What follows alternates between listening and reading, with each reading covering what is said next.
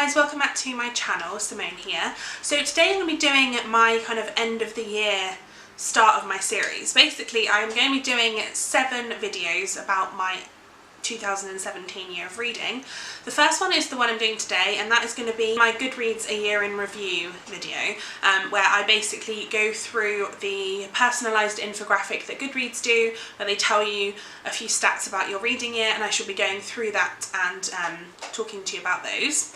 Then I'm going to be doing a 1-star reads of 2017, 2-star reads, 3-star reads, and so on. So some of the further videos, like the 3 and 4 stars, are probably going to be ridiculously long. But that's okay, right? I'm looking forward to filming them. I think they'll take a long time though.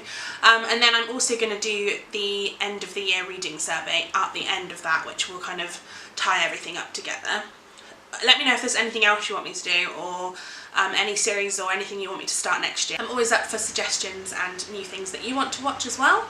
Let's get on to my Goodreads a year in review. So in the year of 2017 I read 121 books, which was 26 more than my chosen or target, should I say. My target was actually 95 books for the year because I read 90 books last year, and I just wanted to slightly increase on that, and actually I've increased quite a lot, so I'm very happy with my reading this year.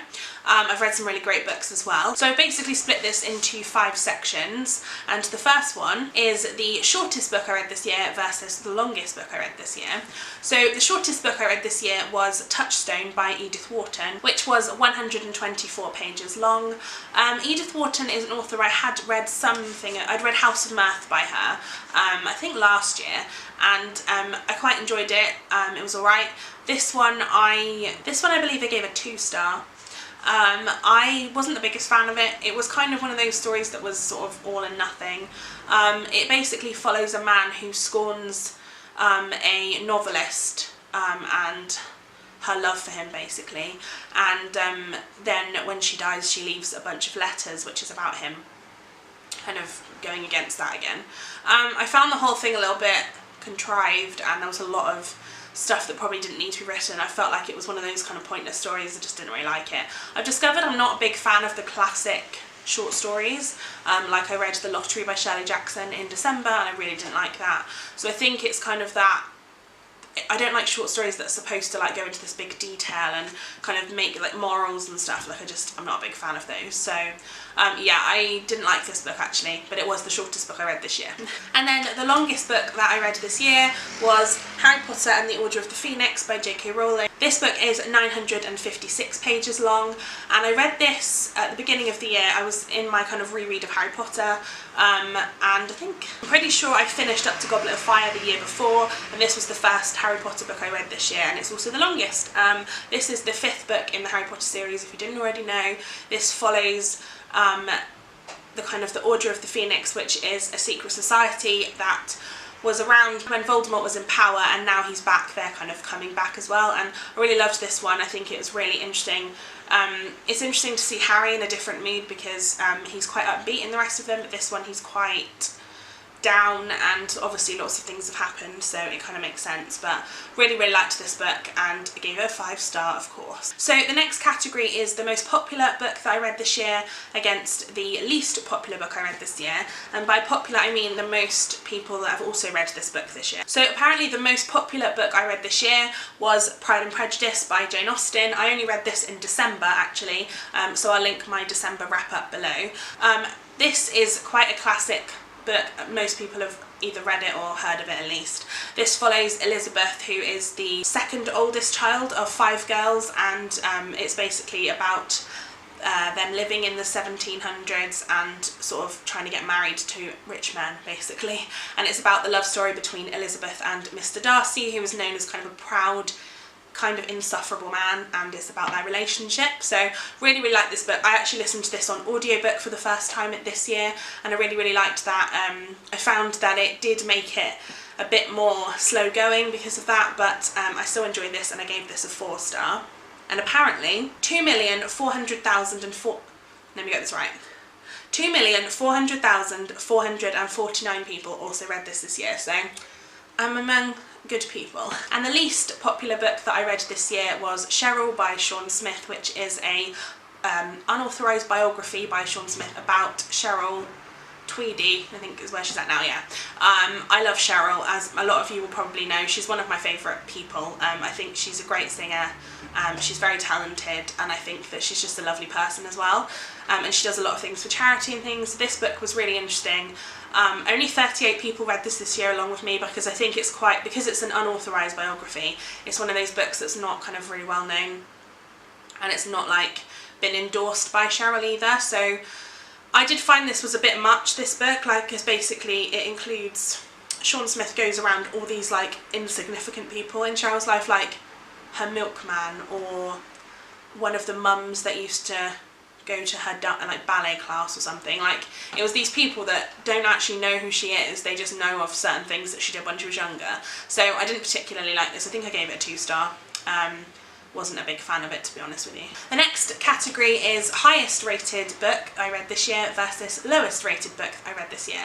So funnily enough, the highest rated and lowest rated are actually opposite for me. So the highest rated book I read this year by other people was The Way of Kings Part 1 by Brandon Sanderson, which I gave a 1 star.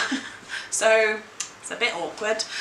This is basically a high fantasy novel, and I don't really read high fantasy, and so I didn't enjoy this, and that's why I gave it a 1 star.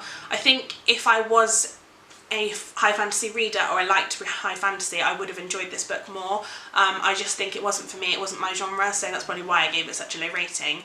But it currently has a 4.68 average on Goodreads, which is really high and really good. So one day I would love to go back to reading Brandon Sanderson's like books and hope that I would enjoy them. I actually own The Final Empire, so maybe I should start with that one and see if I enjoy that more, so fingers crossed. And then the lowest rated book that I read this year was The Abortionist's Daughter by Elizabeth Hyde, which is currently rated at 3.2 on Goodreads, and I gave this a 4 star. I actually really enjoyed this. To be honest, I think the reason why it's lower rated is just because it's been rated by less people, if that makes sense. I think it is one of those books that's kind of middle of the road, I think. It's not a book that's particularly well known. In fact, I haven't heard anybody on BookTube talking about it. I only found it because I found it in my local charity shop and it sounded interesting, so hopefully more people will start to read it, and maybe the rating will go up, I don't know. But basically this follows a young girl whose mother works as an abortionist doctor, and she is found dead in her like hot tub swimming pool. They've got like one of those ones that you swim around, I can't remember what they're called. But she's found dead, and then it's about who killed her. Obviously both the girl and her father have had arguments with the mother during that day, and so they are all kind of suspects. And it's about the things that happen and everything. Obviously there is a lot in this about abortion and kind of the opinions of certain people, like different people. I did think it was very balanced though. It was very much like both sides of the argument rather than it being about one side, so I found that really interesting, and I really like this book, so I'm glad I read it even though it's lower rated on Goodreads. So then the last 2 categories I've kind of made up of my own because they're not part of the infographic that Goodreads put out. So I've decided to talk about the first book I read this year versus the last book I read this year.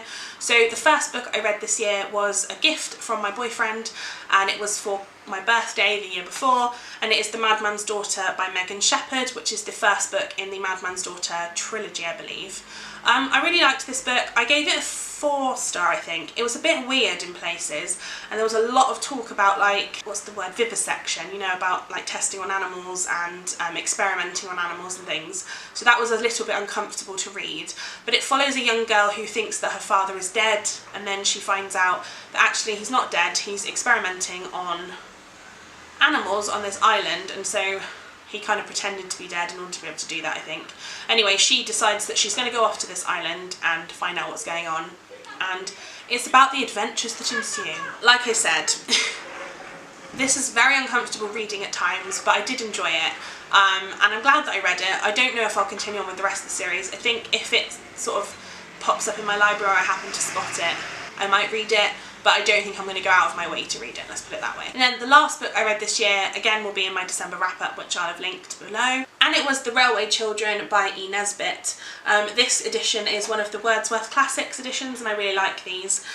This is a really sweet story. Not too much happens, like it's not full of action, but it is one of those stories that's just makes you feel really homely. It kind of reminds me of like Little Women or something like that. This follows these 3 children who are used to living in this big townhouse, and then something happens and their father goes away and they end up moving to a little house, like a cottage in the countryside, and they are very poor, and then they start to get to know the people on the railway that's really close to their house, and they go and see the railway every day, and that's why they're called The Railway Children, and it's just really lovely. It's such a lovely story, really heartwarming, so I love this one and I gave it a 4-star. So then the final category, I went onto the random number generator on the internet and put in 1 to 121, which is the books that I've read this year, and picked 2 random numbers, and I've decided to talk about those 2. The first random number it came up with was 39, and my 39th book I read this year was Skellig by David Almond, which I read when I was at school. I think I was in like year 7, so I would have been about 11 or 12, and I loved it then, and I hated it when I read it again this year. I don't really understand why I loved it so much. There's literally no plot to it, nothing happens. I remember thinking it was really creepy, but really, really fun. And there is some elements of that, I guess, but I really didn't enjoy it. It basically follows a young boy whose parents have a young baby who's just born in this, and she's very ill, so they have to take her back and forth to the hospital, and they've just moved into a new house as well, and in the garage of this house, the boy finds Skellig, who is like a half man, half monster, he's just a bit all over the place, and it's about that, I think, and how he can help the baby. I'm not really sure. Like I said, there's not really very much of a plot in this, and didn't like it. Sorry, wasn't a fan. And then the next random number that came up was 84, and the 84th book I read this month was The Hobbit by J.R.R. Tolkien, which is like a prequel to the Lord of the Rings trilogy. I really love The Hobbit. It's actually one of my favourites. I really like the films as well, they're really great. I adored The Hobbit though, one of my favourites, like I said. I think that it's one of those ones that's just so compelling, and I feel like if you are too scared to read The Lord of the Rings, because they are massive books and really difficult to read, I read the first one this year, and I would definitely say give the Hobbit a go instead if you want to sort of enter that world but you don't know where to start. I think The Hobbit is a really great way to start because it's middle grade, so it's not quite as intense as The Lord of the Rings, but definitely a great read, and yeah, I definitely would recommend it. So that is it for the year in review Goodreads video. I'm not sure what I'm going to call it yet. But basically, I know I haven't talked about my favourites or my least favourites or anything like that, but I just wanted to give kind of like an overview of some of the books I've read this year, and like I said, there will be some videos coming up soon that talk about specifically my opinions on books. Like I said, some of them are going to be really long, so brace yourself for that, and I shall see you in my next video, guys. Give this video a thumbs up if you enjoyed it, and let me know below what books you read this year and what was your favourite, and I will see you guys next time. Bye!